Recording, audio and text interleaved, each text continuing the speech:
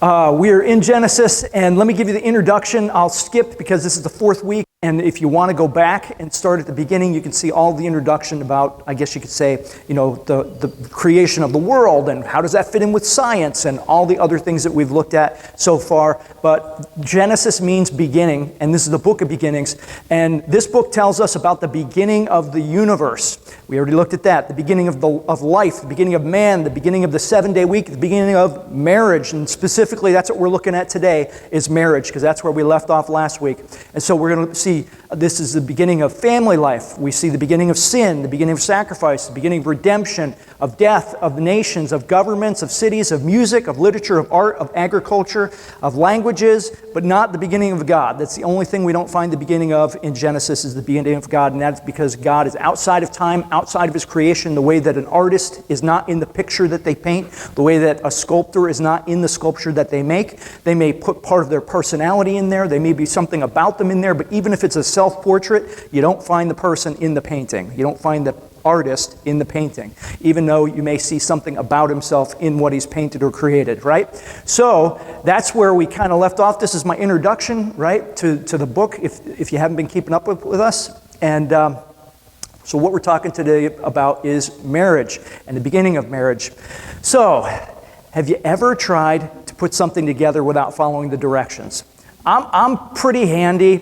I was an airplane mechanic. I was an experimental mechanic in a factory down in Allentown. I did all kinds of crazy stuff, and so I'm kind of handy. I've done plumbing and heating, and so I'm sort of handy, And there's lots of projects, that like I'll get, and who needs the directions, right? Like if you're a little bit handy, you can figure it out and maybe have couple extra parts or something like that. Not a big deal. Usually it goes just fine if you're kind of handy. You can figure it out. Common sense. Maybe you look at the picture on the box or something like that, And sometimes even like I do things where I'll use certain tools that are my like go-to tool. Like I've got this bar that I use that I've used it for prying out starters, and I've nearly welded it to frames of vehicles before. I've got this bar that I've used for things because it's just like my persuader bar. It's kind of my do-everything tool. I'm sure it's not what it's made for, manufactured for, but that's what I've used it for, right? And I know that pretty much everyone has done things like that, or you've tried to do something without following the directions, assemble something or something like that. And usually it works out just fine. But the more complicated something is, or the more valuable something is, the more risky it is. So like if I'm working on my car and it's the $1,000 part I'm putting in my truck or something like that, I'm more careful with it. I'm going to look at the manufacturer's directions because there's way more at risk, right? Or let's say you were building a building, or maybe you're building a bridge. You kind of want somebody to look at the directions of the person who designed it, right? You want them to read the blueprint because there's way more at stake, when it's something big like that, or like your house, or your something where, life and death, maybe if it falls down, is at risk, or, a large, valuable thing, right? Like I was fixing my wife's iPhone, yesterday, and I took it apart, and I could have just pulled it all apart and just figured it out piece by piece, but they're, the pieces are so little and stuff like that. But I watched a video, and read the instructions on how to do it because it's so delicate and because they're like $1,000, right? If I had to replace it or something like that. So that's what I did. I looked at the manufacturer's directions, the person who manufactured it, right? And so if you build a building, if you build a bridge, and you don't look at the blueprints, it's risky, right? Something valuable might collapse. Life and limb might be lost or something like that. And the truth is that you and I might not look at the directions, and we might do it anyway, and it might come out okay. But we're taking a risk. And the truth also is that you might follow the directions of the designer or the manufacturer, right? And things might go bad anyway. But the risk of that happening is way, way, way, way less, right? So like if you build a bridge, and the people building the bridge don't look at the architect or the designer's design, they don't follow it, right? The chances of it collapsing are way higher than if they followed the designer's design, right? There's a possibility the design could be flawed, but the chances of that are lower, way, way, way lower, if they followed the design of the designer. Now, you're going to see where I'm going with this in a minute, but let me just ask you about this. Have you ever tried to draw a picture of something without knowing what it looks like? Like, even if you do a jigsaw puzzle, here's what I used to do when I was a kid and I did jigsaw puzzles, is I would look at the picture on the box and you kind of get the outline, you know, okay, I see what the picture looks like, and then that's how you kind of do it, right? Or maybe even if I'm assembling something, you know, maybe I'm not going to look at the instructions, but I look at the picture on the box to see what it looks like. Imagine trying to draw something that you've never seen and you don't know what it is.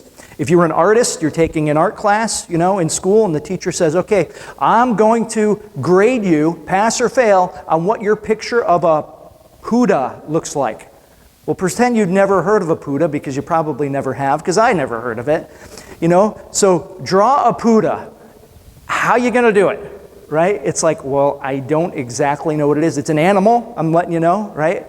Good luck drawing it, right? And you're going to pass or fail, you know, you're going to succeed or you're going to crash depending on what that picture looks like, right? And you have no clue what it actually looks like.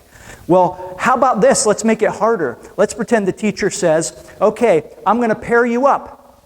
You and you're paired together, and you're going to draw half of the Buddha, and you're going to draw the other half of the Buddha, and neither one of you knows what a Buddha looks like. And so the two of you are going to draw it, and we're going to put your two halves together, and if it looks like a Buddha, you pass. If it doesn't look like a Buddha, you fail. Good luck, right? And just so you know, this is what a Buddha looks like.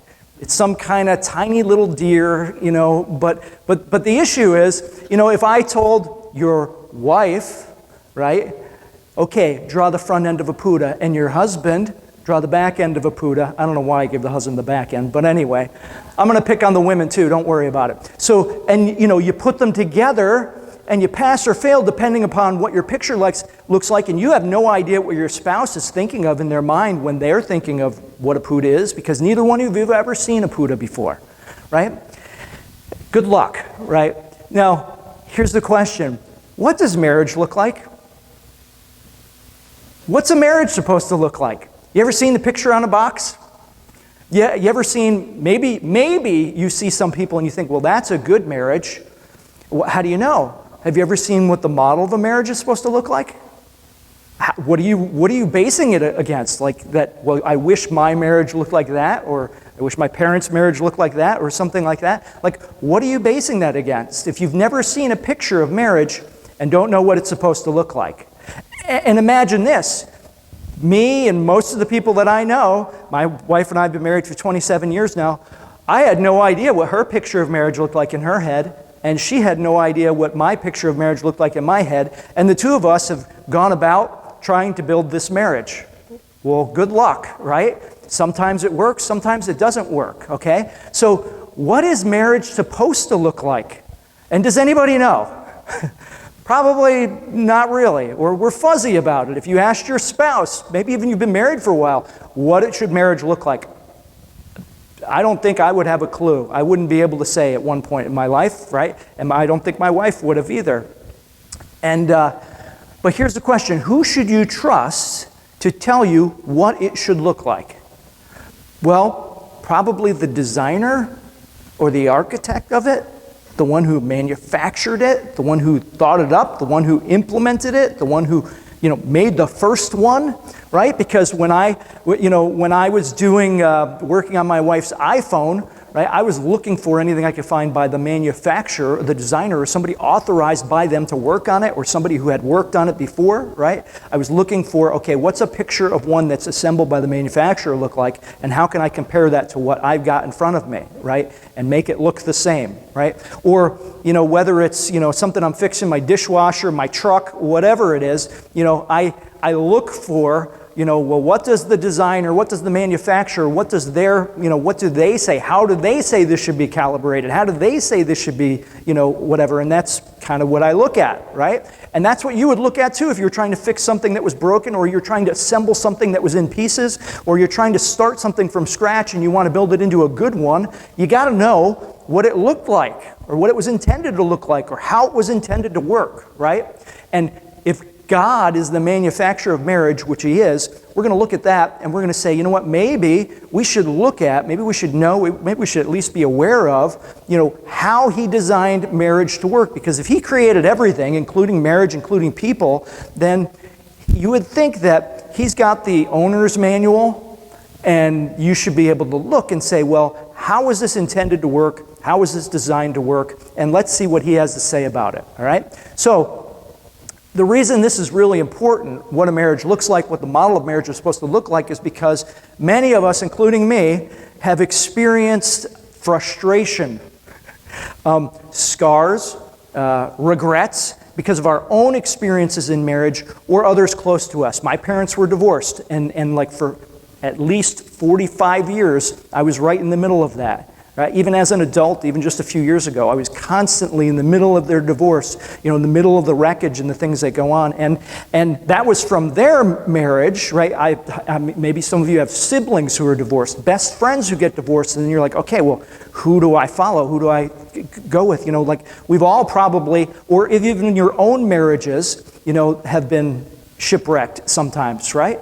Like we've all had that, and it's only by the grace of God that Jen and I haven't been one of those statistics and been shipwrecked, because we had no idea what we were getting into or what a good marriage actually looked like, when we started out, I guess you could say. She never should have been with a guy like me. And as we go into this, let me just start by saying that I'm not going into this, telling you how it should be because this is the way that my marriage is and because I've always done it right, because I've admitted to you from the very beginning, Jen and I have done everything backwards, I guess you could say, or the hardest way possible in our lives. I mean, she was pregnant before we got married, yeah, and that's my big joke, I know, that I always say, people say, how did you two get together? And I said, well, opposites attract. She was pregnant and I wasn't.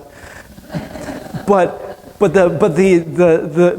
did everything it seemed to be in our lives backwards, and I'm not saying to do that. My hope is for my daughter. My daughter just got married this past year, and she's coming up on her 1-year anniversary. My daughter and your daughters and your kids and you guys and everybody who hears me, I want them to avoid a lot of the scars, the regrets, the things that I've experienced in marriage, just like I'm sure that my father, would want me to avoid, or wanted me to avoid a lot of the scars and regrets and things that he went through in his marriage so that I wouldn't repeat them, right? And so it's the same way with God as a good father who wants us to avoid those things. And so this is why this question about what a marriage is supposed to look like, what is the model for marriage, is so important. Right? Because lots of us, even if you're not divorced, even if you are married, we have a lot of frustrations sometimes in the marriage that we're in. There's a lot of scars, a lot of things that we drag with us from our past, right? Or that we butt heads while we're in it. And our marriages are supposed to be something that you enjoy, not endure. God wants us to enjoy each other, not to endure one another, because all of you probably also know, not only do you know people who are divorced, but you also know people who didn't get divorced, but they're not enjoying each other, they're enduring each other, and what they're doing is living parallel lives, under the same roof, and they're really not best friends, they're really not, what God wants us to experience in marriage, I guess you could say. And so maybe the reason that we do this, the reason why we have these scars, the reason why we go through life with these regrets, the reason why we have these things from marriages, whether it was our parents' marriage, whether it's us going into marriage, whether it's a marriage that you're already in, maybe it's because we either don't know what God's model of marriage looks like, or we don't agree with our spouse about what a marriage should look like. Imagine two of you trying to draw a different picture, because in your head, you have different pictures of what a marriage should look like. And, one is drawn, maybe they think that Cuda is an insect, and the other one thinks it's an animal like an elephant, like that doesn't go well, right? And I can tell you that some of the hardest things in my relationship with my wife was expectations. She had expectations of me that I had no idea that she had, and I had expectations of her that she had no idea what my expectations were. And that was some of our hardest thing, was unmet expectations that she never articulated to me, and that I never articulated to her, or that we just did not understand. And so we want to avoid those things, and I think that it can help us if we look at what the model from the designer was made to look like. So let's take a look at this. Now let me give you the context of the book. Genesis was written by Moses, right? And he wrote it to the Israelites who had been in Egypt for hundreds of years.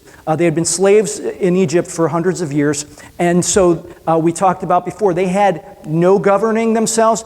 Moses had to remind them about who their God was that had delivered them out of slavery in Egypt. He had to remind them about, this God telling them that he was faithful to you in the past, to remind them to be faithful to him in the future and in the present. And one of the things that he was probably dealing with was that because they had been slaves in Egypt for all those years, they had probably picked up a lot of ideas about marriage. It's not that they didn't have ideas about God. They had a lot of wrong ideas. It wasn't that they didn't have ideas about marriage, it's that maybe they had a lot of wrong ideas about marriage that they had picked up in Egyptian culture, but God wanted Moses to tell them what his model of marriage looked like from the beginning. And so that's what we're going to look at today as we look at it too, because you know what? In our culture, we've picked up all kinds of wrong ideas about marriage as well. And maybe you're going to disagree with a lot of these. And that's okay. But all I'd like to say is this. A lot of times, let's not look at your marriages, let's look at the marriages in our culture. That when they deviate from some of these models, do you think things have gotten better or worse? Like what are the, how's it going, let's say? Like what's the state of marriages today in our culture? Like not good, right?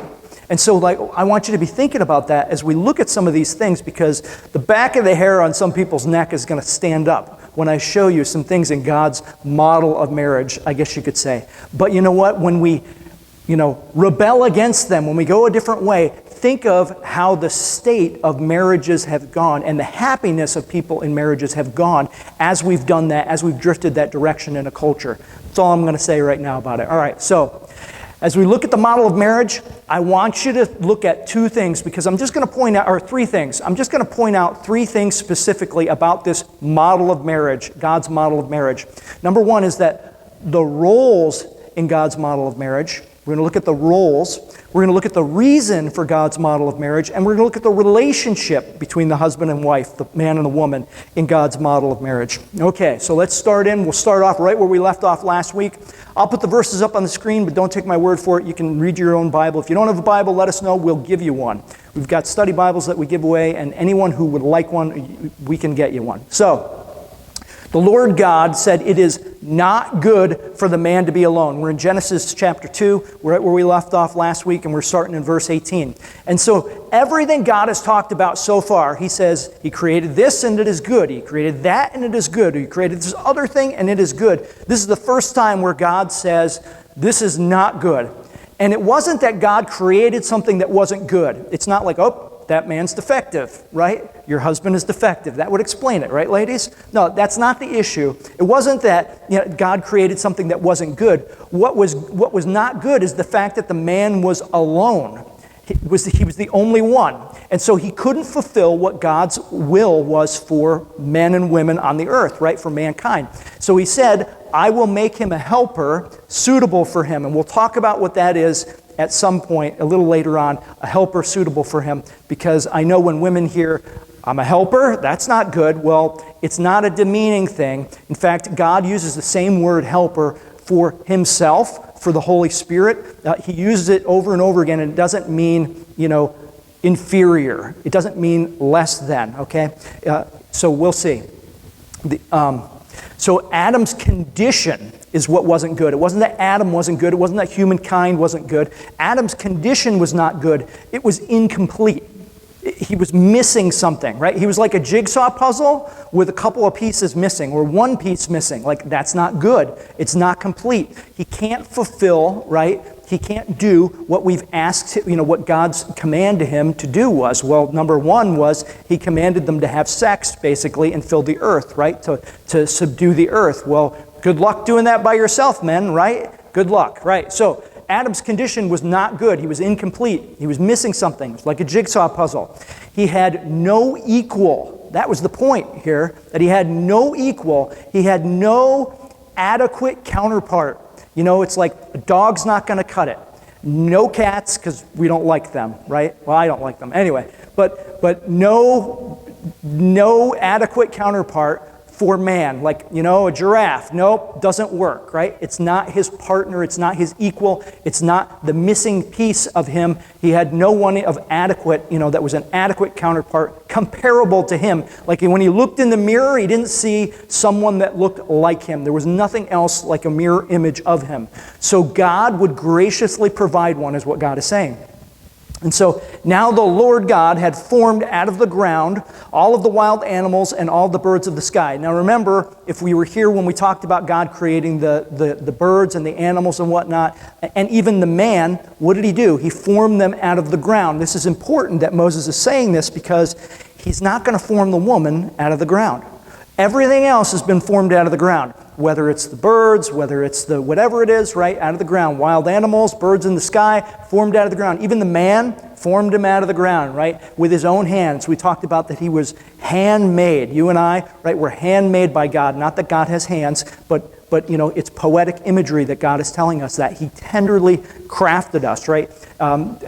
Psalm says that He knitted us together in our mother's womb, all right? So He formed all of these things out of the ground, and He brought them to the man to see what he would name them. And he's repeating himself here. Moses is pointing this out, and this is where it starts to go bad for some people, all right? And what he's doing is he's showing that, remember, his job, Adam's job, mankind's job, was to rule over creation, the birds, the fish, the whatever it was, right? Rule over creation in God's place. That they were like, you know, God's, you know, helper, I guess you could say. They were created in the image of God, you know, and we were above the animals, and we were to steward creation, we were to rule over creation, we were to, you know, do whatever with creation in a way that honored God, the way that God would have us do it, okay?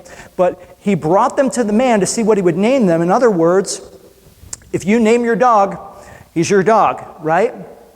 In other words, I'm not saying just ownership, but I mean anything that you name probably means that you have dominion over it, meaning that you have authority for it, meaning that you're responsible for care of it. You name your child because you're responsible for it, right? You have some authority, some dominion over it, right?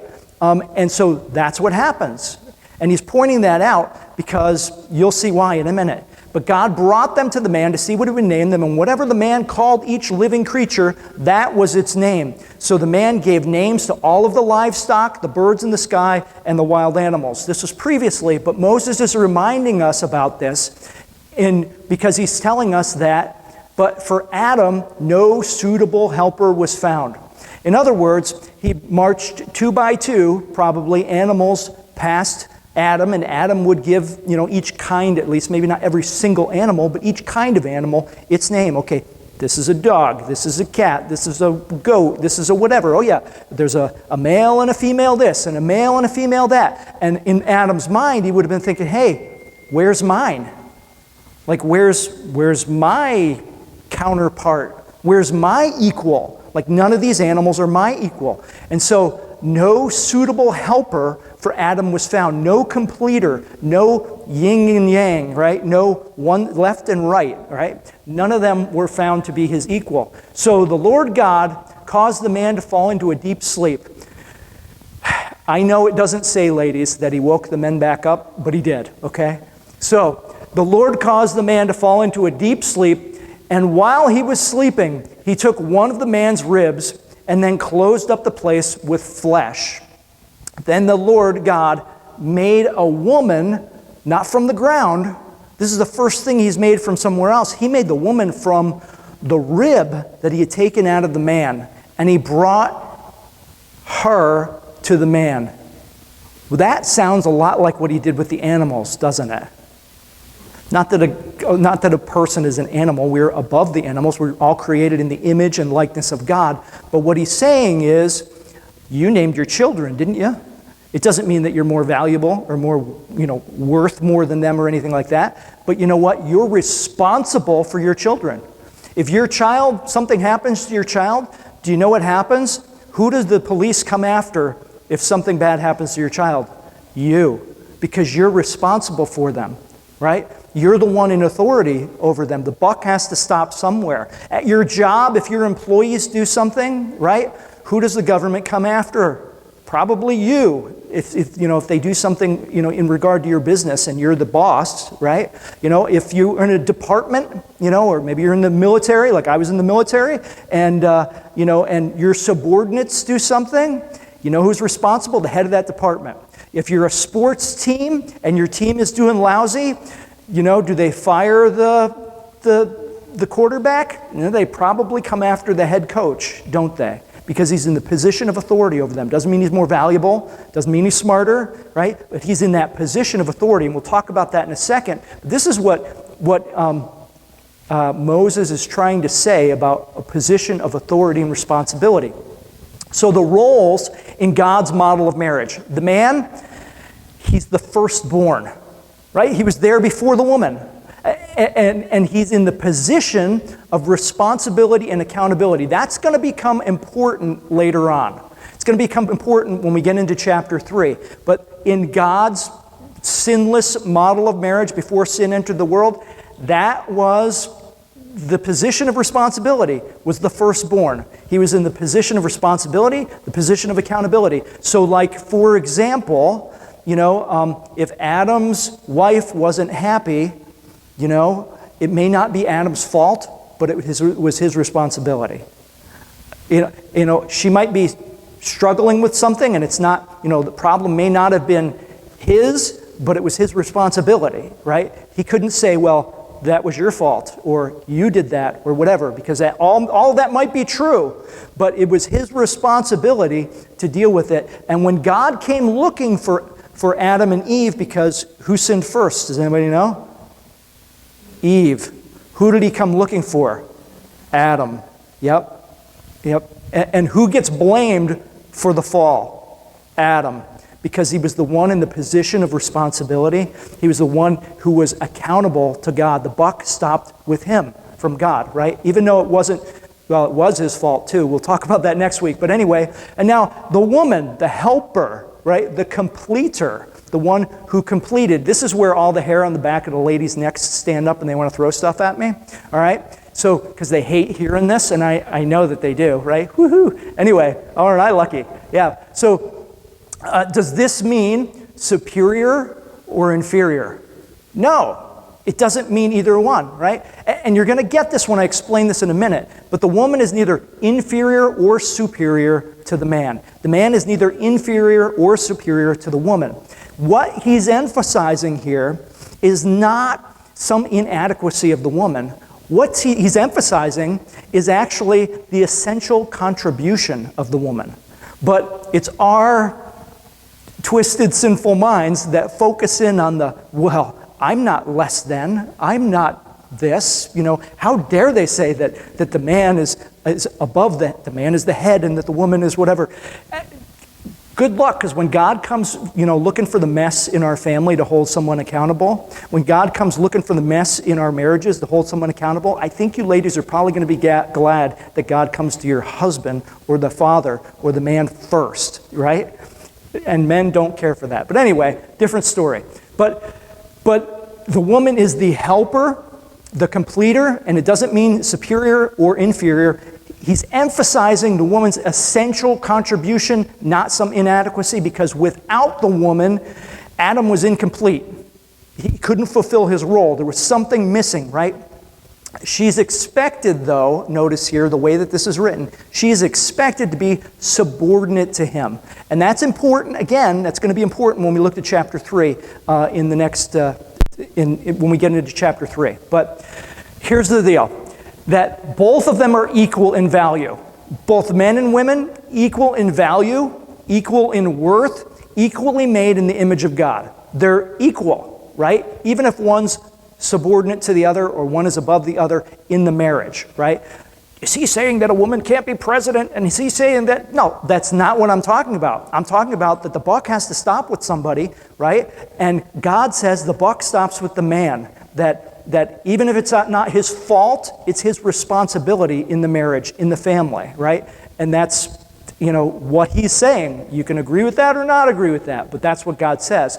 And what you need to know is this, that when we get off course in our marriages, in our society, what happens is we're deviating from what God said. I'll give you two ways in which we do this. Number one is chauvinism, that, God says that the man is superior. No, God doesn't say the man is superior, but yet, oftentimes that's what happens, and then we have maybe abused women, or women that are put down, or women that are uneducated, or all of those things. That's because, a society or in a marriage, it's a chauvinist where man is superior, right? And woman is inferior. And that's not true. And then in our culture now, the pendulum is swung the other way, where it's, feminism, where the woman is superior and the man is inferior. He's the source of all our problems. It's his fault. And if we could just get away and do away with all the men and take all the power away from them, we would be fine, right? Well, good luck with that, ladies, because you know what's happening right now? You can't find a good man anymore because there aren't any, or there are very few, because, we've raised boys and people to not understand what a man is, and, we can't find good men to be responsible because we've told them we don't need them, and we're raising them to believe that society doesn't need them because a woman is better off without them. God is complementarian. This is what he means, that they are equal but different. I know that people are going to pick at me. Hello out there on the internet, right? Equal but different, right? Like a right hand and a left hand. Which hand would you like me to cut off? Well, neither one of them, please, right? I'd like both hands because, when I play baseball, I need one hand to throw and one hand to catch. Regardless of which you're right-handed or left-handed, you want one to throw and one to catch. And you know what? Can you survive and play baseball with only one hand? Yes, but that's not the ideal. It's not the model. And you are, to some degree, handicapped and not as efficient because it wasn't the way it was designed to work. And so, complementarian, equal but different, men and women, different roles, equal in value, equal in worth, equally made in the image of God. And let me give you this example. I'll give you the example of my children. I have 3 children, and my oldest is 27, my youngest is about to be 16, and I have a middle one who's 21, about to be 21. But the issue is this: if someone came to me, say a kidnapper or somebody who meant me harm, in the middle of the night they came, when my kids were younger, and they all lived at home with me. If somebody busted into my house and held me at gunpoint and said, all right, I'm going to kill one of your kids, which one should I kill? I wouldn't be able to answer them because I love them all. They're all equally valuable. They're all equally, worthwhile to me, right? They all, they're all equal. I wouldn't want any of them, harm to come to any of them. I couldn't choose. I couldn't possibly choose which one because, they're all valuable to me. I love all of them, right? But if someone was to come to my house and say, I need you to go on a trip for 2 weeks, and so, somebody's going to have to stay at home and be in charge, I know which child I would pick. I would pick the firstborn, the oldest one. And I would say, okay, you are responsible. You're in charge while I'm gone, right? And this happened when he was a teenager, that we had to leave, and he was the oldest. He was the one in charge. He was the firstborn. It wasn't that he was the smartest. It wasn't that he was the most valuable, but it was that he was in the position of authority because he was the firstborn. And so what would happen would be, I would leave and I would expect his younger sisters to help him, but he was the one in the position of authority and the one in the position of accountability. And when I came home, if something happened in the house, he couldn't say, well, my sister put the hole in the wall because, that was her issue. Well, yeah, maybe she did it, but you were responsible. I left you in charge. So maybe it was her fault, but it was your responsibility.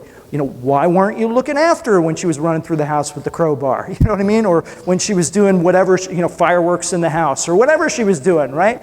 Like, that's the issue.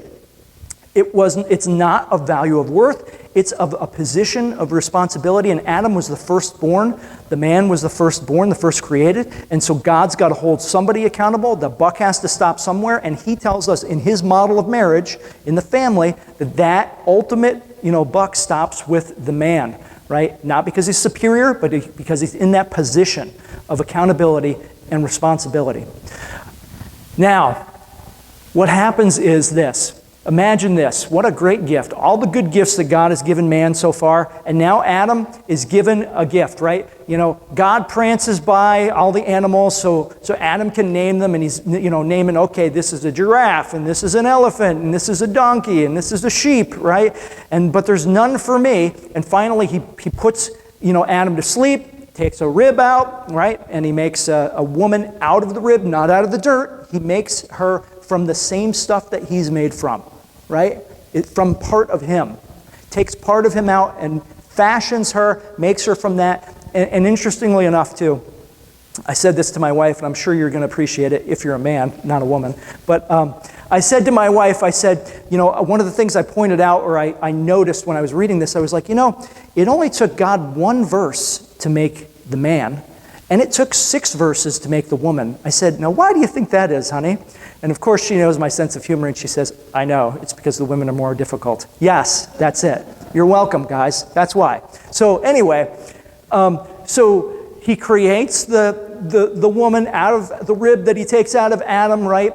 And brings it to Adam. Adam names her because she came out of man, right? And we'll talk about that in a second. But the man, this is poetry, by the way. He sings a song to her. He's so excited that he sees finally somebody who's made for him, right? Finally, somebody who's a counter to him, right? And so the man said, this now is bone of my bones and flesh of my flesh. She shall be called woman, for she was taken out of man, right? Like, he's really excited, right? Like, here she is. God brings her to him. She's the most beautiful woman he's ever seen, because it's the only one, right? And he's the most beautiful guy that she's ever seen, right? Because they've never seen anybody else. And God didn't say, well, I'm going to, what would you like? Would you like him tall? Would you like short? Would you like wide? What would you like, right? God just brings him a wife, right? He didn't bring a type, he brought a wife, right? And they were made for each other, right? And that's kind of the issue, right? That whatever his wife is, that's the woman that he has eyes for, right? So if she's formerly skinny, he's into formerly skinny, right? If she's skinny or tall or short or whatever it is, God brought a wife, didn't bring, made to order, whatever it was. God put the two of them together. And he was very excited, obviously. I mean, a naked wife. Isn't that what every guy wants, right? And every girl, I'm sure. Anyway, I'd be happy if I was Adam. All right, so that's why a man leaves his father and mother. And so we're getting into the reason now.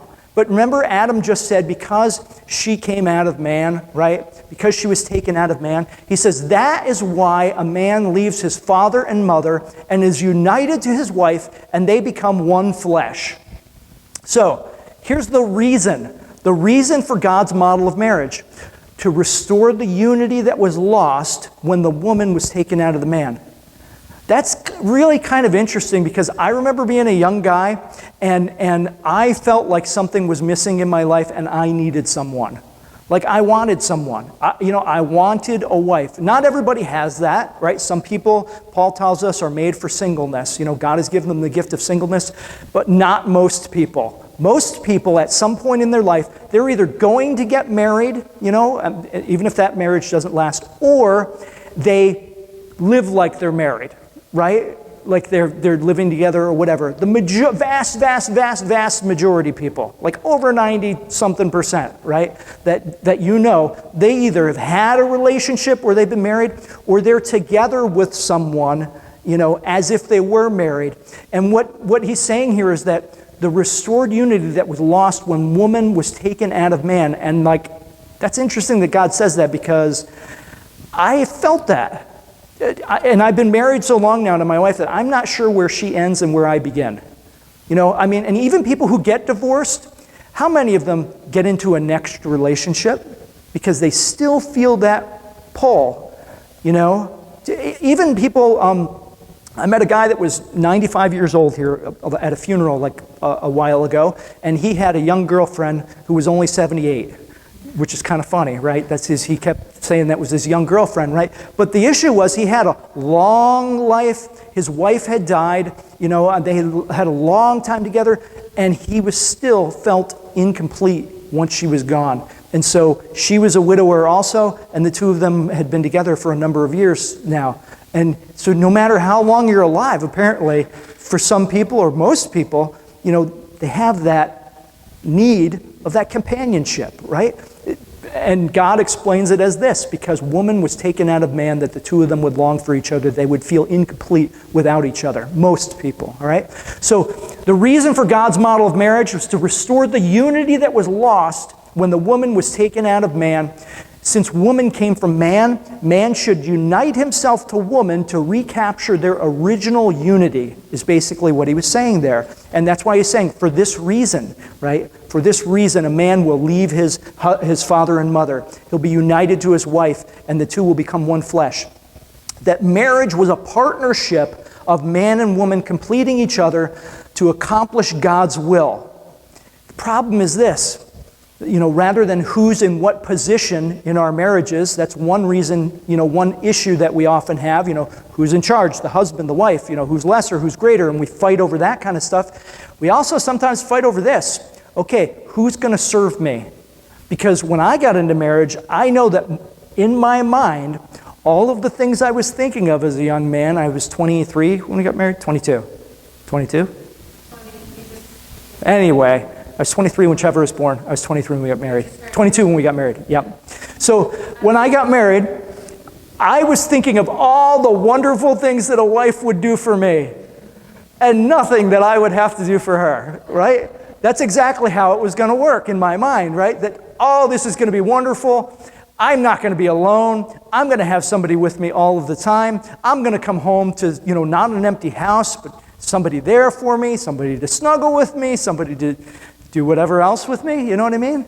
Right? Like, I'll never have to sleep by myself again, right? And like all of these things, whether it was sex, whether it was food, whether it was just having a companion, whatever it was, I thought of all the wonderful things and the wonderful ways that a wife could add to my life, and thought nothing about what I would have to do for her. And I have a feeling that if my wife is honest, that Jen would tell you that she was thinking the exact opposite of all the ways and all the things that I could serve her, and not necessarily about how she could serve me. Or at least that was mostly what she was thinking about, because I'll tell you, I was totally selfish, and I still am, right? But that's what I was thinking of how it was going to add to my life, and not how I was going to have to serve her or complete her, right? I was only thinking of my incompleteness and what I needed and what she was going to add to me, and not what I was going to add to her. So let's look at that last verse over again and look at this reason, I guess you could say, because now we looked at the reason for God's model of marriage. Now we're going to look at the relationship itself. All right, so that is why a man leaves his father and mother. So the relationship in God's model of marriage, in the leaving, I guess you could say, what does that mean? Well, leaves his father and mother means this: both psychological and physical separation. Because you and I probably both know people who, have never left their mama. You know what I mean? They're either psychologically dependent upon their mother and it interferes with their marriage, or they're maybe in some other way physical separation. They still live in their mom's basement and they're sleeping in the bunk beds with the Star Wars sheets on them, playing video games all day, and they've never actually physically separated from their mom. They're still living at their house, right? Or in her basement, or she's supporting them somehow, or they are maybe not physically, but maybe psychologically, they're still dependent on their parents in some way. And what God said is that a man, this is the reason that a man leaves his husband. Yes, leave your husbands, men. We don't do that here. Well, a man leaves his mother and father, right? A man leaves his mother and father, right? They separate, they leave, right? The man should be separated emotionally. He should be separated physically. He should be separated financially, right? If he's still being supported by his mother and father, ladies, you need to make sure that he gets out of the house, can support himself, has his own place first, right? And emotionally too, because think about this. Oh, all of that is great, but if your husband or the person that you're going to marry has a psychological or a financial or some other dependence on his parents that he cannot separate, it's going to cause friction and it's going to cause problems in your marriage eventually. And you and I probably, without pointing, can think of people who have had those kinds of issues or how those issues have happened in your mind or even in your marriage, where I know it's happened for my wife and I that, sometimes, people in our family have had more access or more say over what the two of us do than they should have had, right? And it creates friction. The man should separate emotionally, physically, financially, and in other ways from his parents. In fact, a newly married couple is wise to establish relative independence from both sets of parents because they are a new family, right? They're starting their own, autonomous, in a way, family. It doesn't mean that you never talk to them again or you don't take their influence or something like that, but they shouldn't be dictating what the two of you do, right? You should be starting your own new things, right? And that's the way that it should go. It doesn't mean you don't maybe ask their advice on something, but you know what? They don't speak into your life, to tell you what you should do. The two of you, husband and wife, do that together. So we'll talk about that. That is why a man leaves his father and mother and is united to his wife. So, okay, then we talk about united. The relationship of God's model of marriage, united to his wife, right? Not some other woman, right? Not somebody else, not his mother, right? Not his father, but united to his wife. And that is the marriage commitment. That is that they're united, they're committed to each other, that they're committed to one another, and that commitment is their priority. Their commitment to each other is their priority. See, this resembles like this, like the weaving of two threads into one new piece of cloth, right? You weave the two of them together and it makes one new piece of cloth, right? And in marriage, the priorities of husbands and wives change, right? Before, their primary allegiances was maybe to their parents, right? Maybe their allegiance was to their parents. Maybe their allegiance was to their siblings. Maybe their primary allegiance was to their friends, but now their primary allegiance is to each other. And when those priorities get flipped in some way where, my spouse is not as important as my sibling, or my spouse is not as important as my parent, or my spouse is not as influential or as important as my friends, all of that causes, a rift in the relationship, and it's not healthy, and it's not part of what God originally designed the model of marriage for. See, in fact, marriage is spouse-centered, not parent-centered, and not children-centered. Now, what I mean by that is this. Your children are eventually going to leave your house.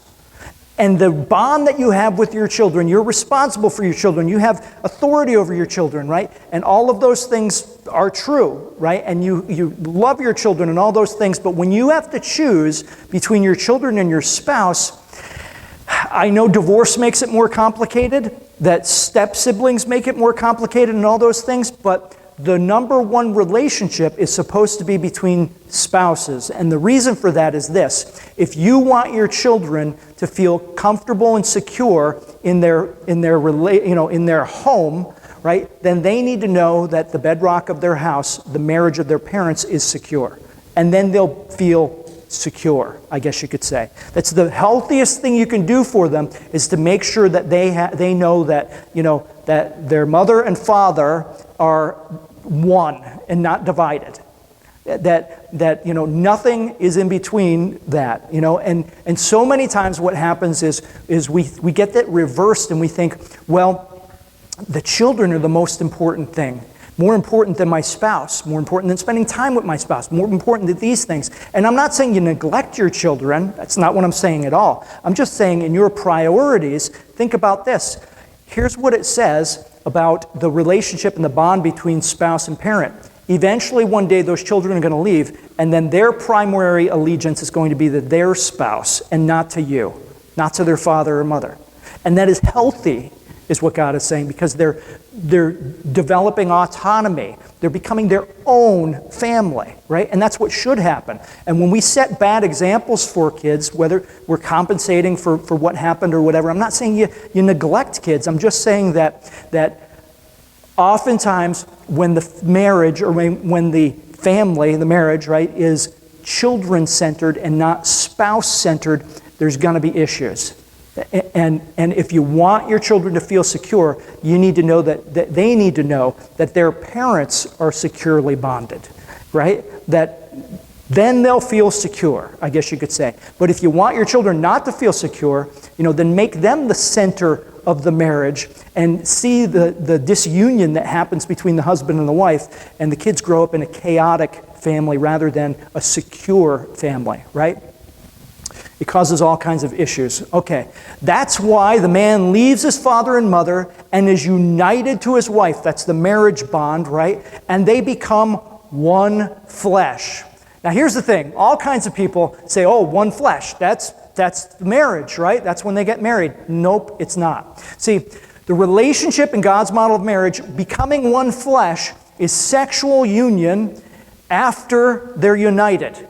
After they're united, right, then they become one flesh. And becoming one flesh is sexual union. So one flesh is not the same as marriage, and I can prove it to you. All you need to do is look up 1 Corinthians 6:16, and Paul is talking to, you think our church is jacked up.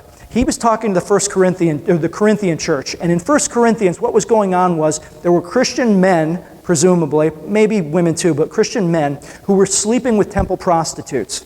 And Paul goes into them and says, you should not do that. You're becoming one with prostitutes, right? You're becoming one with them. And he wasn't saying you're marrying prostitutes, right?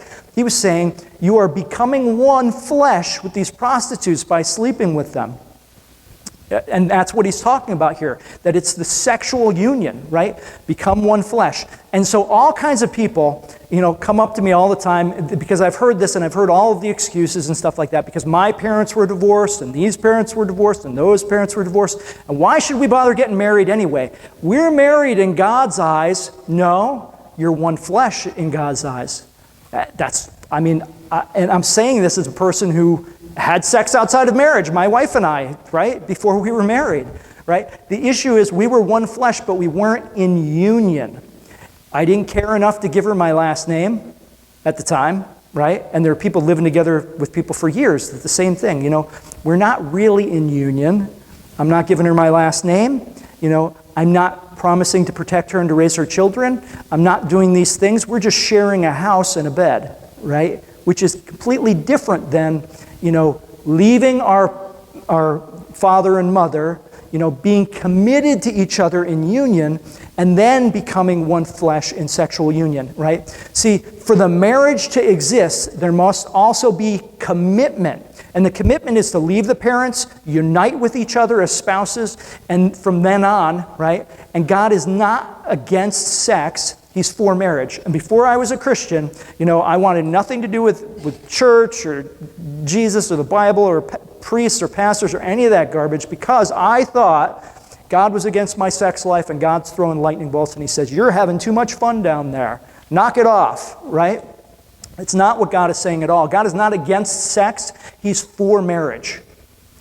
The reason why is the same way that I'm not against fire, I'm for fireplaces. Let's keep the fire in the fireplace because a fire in the fireplace keeps the house warm, cooks the food, right? Makes it comfortable, right? Great thing. It could save people's lives from freezing to death. A fire outside of the fireplace can burn you and scar you and burn the house down, right?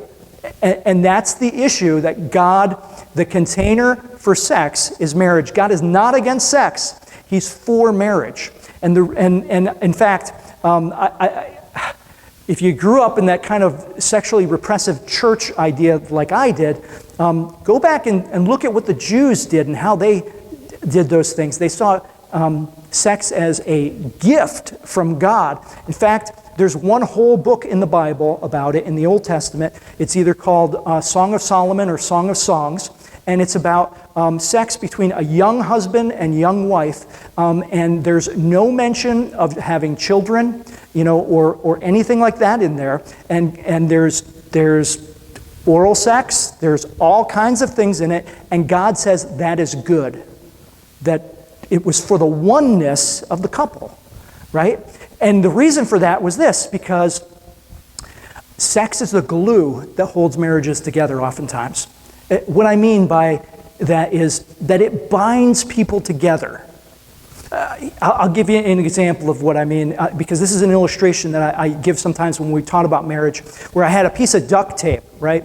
And I took the duct tape and I stuck it on the wall, right? And if I just left that duct tape there, it would stick up there pretty much forever, right? Because, the glue is sticking it to the wall. But if I take that duct tape and I rip it off this wall and I stick it on that wall, and then I stick it on this wall, and then I stick it on that wall, every time I do that and I rip it off there, it becomes a little less sticky. And sometimes it gets to the point where it doesn't stick much at all anymore. And the point was that, if you look into the science of it even, that there are endorphins and there are chemicals in our brain that actually addict us to things, with sexual stimulation. And the idea that God had from the very beginning was, I will put a husband and wife together, right? And they will literally be addicted to each other, that when the man thinks of sex, his wife's likeness pops into his head, or when the woman does, her husband's does. Do you know what I mean? That they would associate those things with each other to the point where they're actually chemically addicted to each other, which was God's design. But the more partners we have and the more we do that, I'm not saying that God can't restore things, because He totally does, but the less sticky the glue is that would hold the marriage together. So God's not against sex, He's for marriages. Wonder what happened there. Is it up there? Oh, it's just not back there. Okay. All right. So the last verse here is this. Adam and his wife were both naked, and they felt no shame. Well, I don't even know what to say about that, right? Woohoo! Right? I mean, isn't that where young people are trying to go? Isn't that what every young man who's seeking marriage wants? Isn't that what every young woman who's seeking marriage wants? That, they're together and there's no shame in nakedness.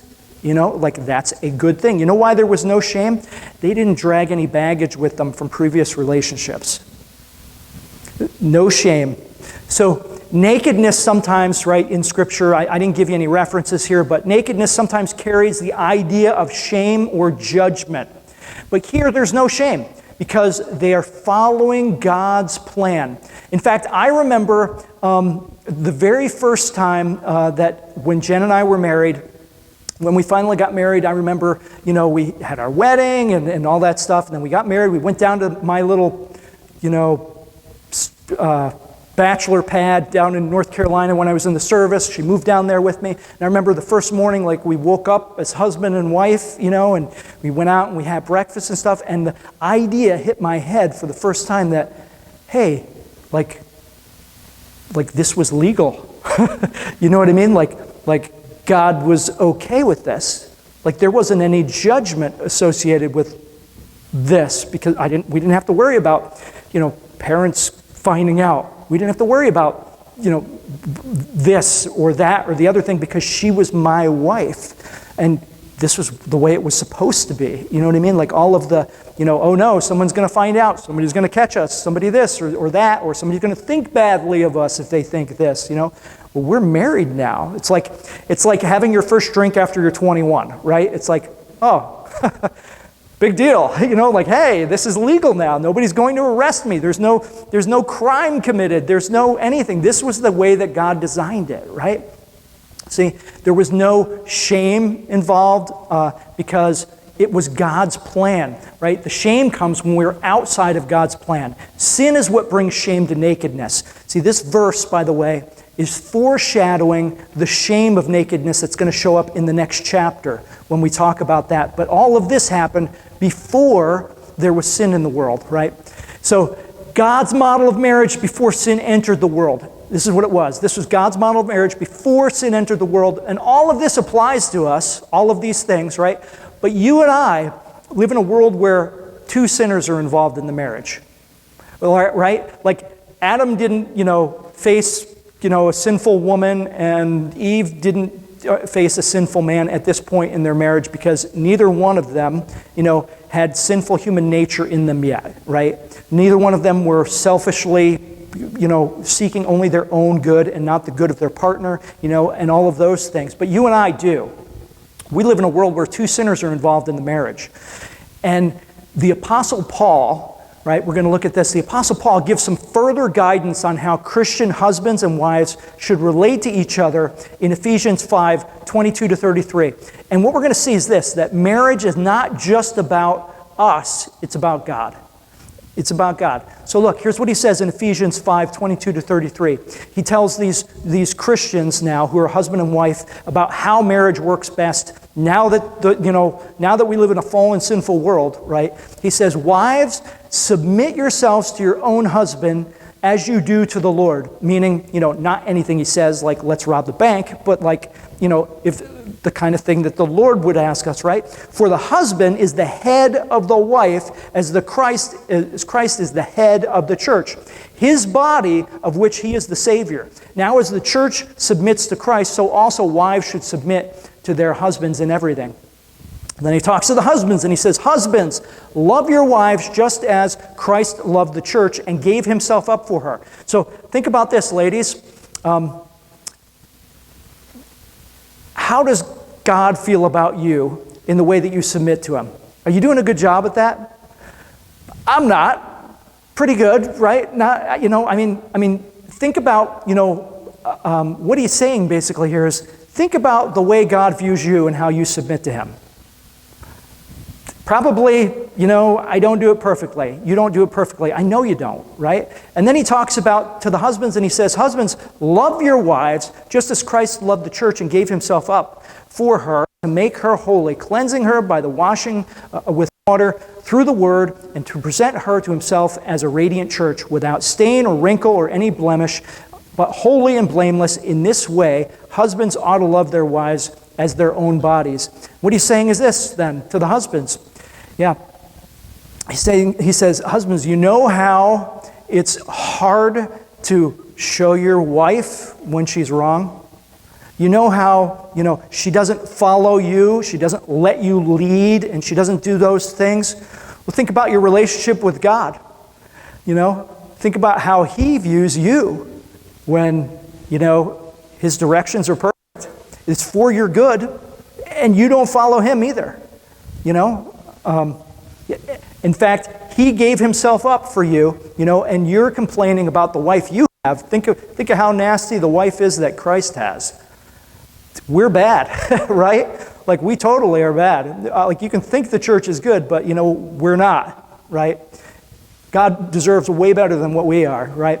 And so then he goes on and he says, "He who loves his wife loves himself. After all, no one has ever hated their own body," right? Because the wife came out of your body, part of your body, right? No one ever hated their own body, but they feed and care for their body just as Christ does the church, for we are members of his body. For this reason," and then he does something interesting here.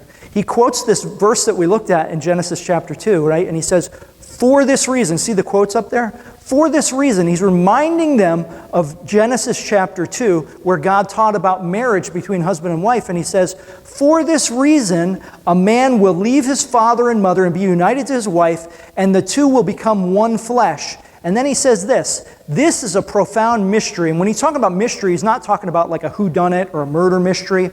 What he means by this word mystery is something that was hidden but is now revealed. And so there's something revealed about this verse now, something mysterious at the time that people didn't understand, but that is now revealed about this verse. And it's this. He says, this is a profound mystery, but I'm talking about Christ and the church. He says, all this that I've been talking about husbands and wives and marriage, and even the verse in chapter 2, it's not actually really about husbands and wives. It's actually about the relationship between Christ and his church. And then he says, however, each one of you also must love his wife and as he loves himself, and his wife must respect her husband. And here's what he's saying by that. He's saying that the covenant of marriage is a representation of the covenant between Christ and the church. That is, you know what? Sometimes men, your wives are not going to be worthy of your love. They don't deserve it. And you know what? You're going to have to love them anyway.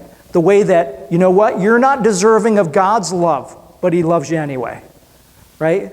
And ladies, sometimes your husbands are not going to deserve your forgiveness. They're not going to deserve your love because you're not very lovable. They're not going to deserve your respect because they're not very respectable. But you know what? You should respect them anyway, because what they should be doing is giving themselves up for, whether it's, we're not laying down our lives probably, not the way that Jesus did, but we're laying down our lives, or called to lay down our lives one little day at a time. Not all at once, but maybe it's your hobbies. Maybe it's your time. Maybe it's your money. Maybe it's your whatever it is. One little piece at a time, you're laying down your life for your wife. And ladies, you're supposed to be helping them become a better leader, and you're supposed to be encouraging them, and you're supposed to be submitting to them little by little, the way that you would submit to Christ. And your marriages get better because as we get closer to Jesus, to God, you get closer to each other, right? The covenant of marriage is a representation of the covenant between Christ and his church. He laid down his life for her, and they submit, right? The church is supposed to submit to him. Marriage is God's picture of the relationship between Christ and the church. Jesus and those who've trusted him. That's who the church is. It's not a building. It's not people who are members here. It's those who have trusted their salvation to Jesus Christ. So here's the way that the picture works. Are you ready? Just like it was not good for man to be without a helper, a completer, man to be without woman, right? It's also not good for man to be without God. Because without him, we're guilty. We've all offended a holy God. We've been separated from God, just the way that woman was separated from man. That, we've given God the middle finger. We start out not innocent, but separated from God. That's why nobody has to teach us as small children how to lie, how to be selfish, how to steal. We're born knowing that because we're born in Adam. We've inherited his sinful human nature. We'll talk more about that next, but it's not good for man to be without God because we're born not unreligious, not unable to do good things, but we're born guilty, owing a debt to the law as lawbreakers, right? And a holy judge, a just judge, must make sure that all broken laws are punished, right? That all debt to the law is paid for. So the original unity between man separated from the woman, right, was lost. Well, the original unity between holy God and men and women created in his image is also lost. Lost in the Garden of Eden, right? And God took flesh from Adam to make woman, right? Well, while Adam slept, God came in flesh in his Son Jesus Christ. God became man, right? And then died in our place for our guilt. And then in the covenant relationship between man and woman, the unity that was lost between them was restored, and the man was made whole. And then in covenant relationship with Jesus Christ, when we trust in him paying our penalty, that we broke the law, but he paid our fine, and we trust not in what we do, good works or anything like that, but we trust in his death in our place, right? Him paying the fine that we owed. When we trust in that, the unity that was lost between man and God is restored, and man is made whole. In the covenant relationship between Christ and the church, the unity that was lost between God and mankind is restored, and mankind is made whole. That's the picture that Paul is pointing them toward, in marriage. That every marriage ultimately points us to Christ. It either points you to your need for Christ, because you know what? If you think you have a bad spouse, think of God's spouse. We're unfaithful, we're sinful, we're selfish, and we don't measure up to God's standard, but yet God died for us anyway, right? That the innocent died for the guilty, the holy died for the unholy, right? And gave us the opportunity, pay our fine and to have our relationship with the holy God restored. But that's the picture that we see in marriage. And you know what? And you can't do it on your own is the issue. That God had to do it for us. And when we're trusting in Him and His model for marriage, I dare you to see what He does in your marriages if you try to conform and you both have the same picture of His marriage. Here's what men are going to have to do. They're going to have to say, you know what? I need to lead. I need to be responsible. I need to be, exercise my authority in a way that lifts my wife up, for her good. And then women need to say, you know what? I need to submit and recognize that he's the one that's going to be accountable. I need to encourage him. I need to help him become a better leader. I say it like this, if you played football or anything like that, the man is the quarterback on the field, but the woman, the wife, is the referee. And she's calling fouls and helping him become a better player.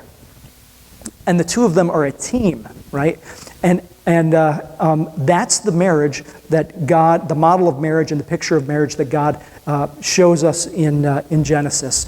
And most of all, it shows us our inadequacy to do it on our own, that we need each other in the same way that we need Christ in order to be right with God. Let's pray.